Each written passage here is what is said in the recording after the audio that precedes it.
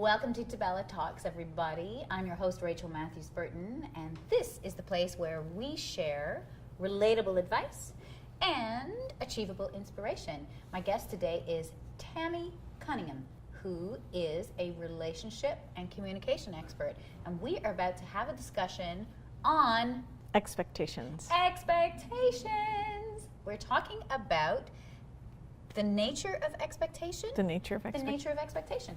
Everybody has expectations of things, yes, and of people. And sometimes they're really positive expectations, like I expect everything to work out, I expect it to be amazing, I expect this, I expect that. And then sometimes they're negative expectations. So for example, I had a client who expected every man to cheat on her. So she was hyper vigilant about what was happening, and she was very jealous. Right. She was Facebook stalking constantly. She was going through his phone, which is a betrayal of confidence. That all stemmed from her expectation, negative expectation, that he was going to cheat on her. And when I say he, I mean it didn't matter who it was. She was seeing any man she was in love with through the filter of a cheater. Yes. And then when we really looked back, what we discovered was that her father cheated on her mother, her grandfather cheated on her grandmother. So she was from this long line of women who had dated or married cheaters. Right. And so she just expected it. She grew up hearing the woes and the pain. Which is completely reasonable, understandable, and expected, right? Yes, expected. Yes. Expected. I realized that I always had this expectation based on, my influences as a child, primarily, those unconscious influences that generally our parents give us, not because it's their fault, but because that was their proclivity. That was what they had been accustomed to, and they had experienced these traumas, right? Which then they passed along subconsciously to us. My experience was always to expect the worst. Mm-hmm. And so I did. And then I had a crisis of my own, went through my own looking the demons in the eye, understanding that I was responsible for my own life, that I am the author of the script of my life.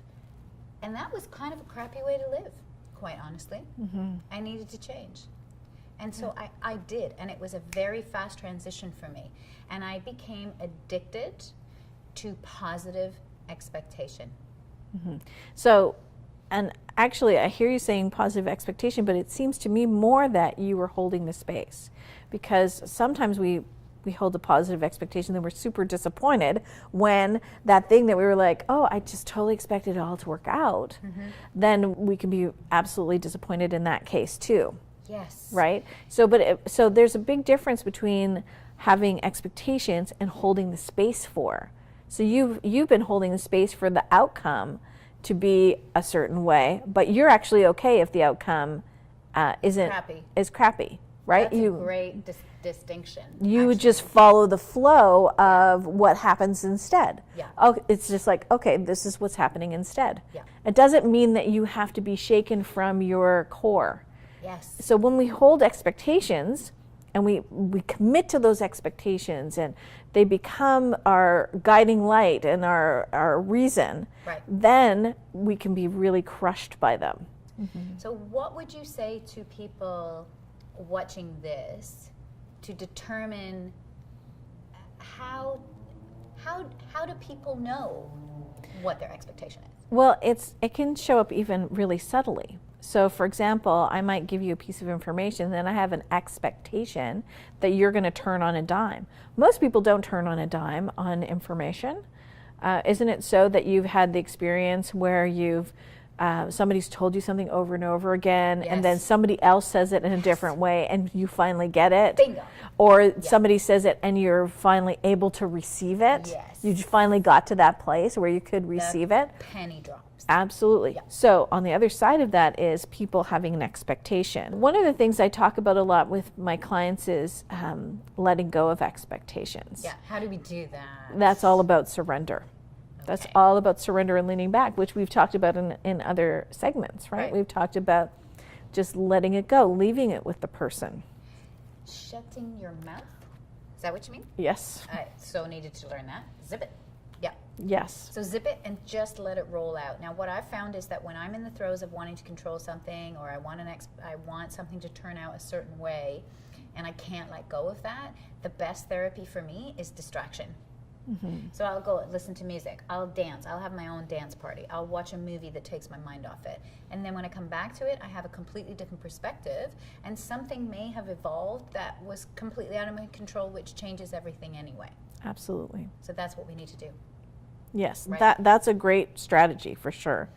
And then just holding the space for, when you can't do a distraction, holding the space for that other person or that situation. Something that I teach a lot of my clients is something I call the awake meditation.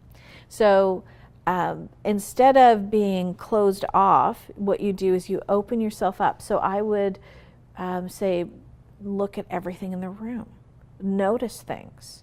Like, be really conscious, be with it. Because what happens is I look at this and then I go into a story and then I'm off into a different place, and it's like that time, and it's, and so this is a way to stay switched on, to be present to the moment, so that we can hold the space for the moment. Holding the space really means what?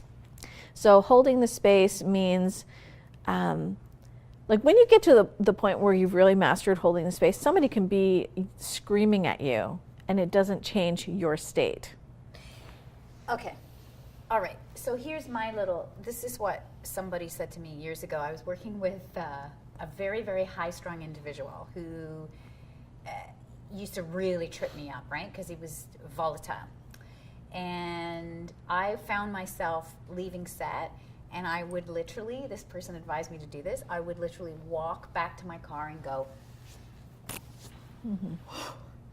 to shake it off. It was a physical action to shake it off. That really worked for me. And the second thing they told me to do, which really worked, was I put myself in this visual bubble or an eggshell before you get in the presence of that person, because we all have people in our lives who really trigger us, right? Absolutely. So I would do this little visualization before interacting with that person and just go, here's my magic shield and you can't touch me. Can't touch this, right?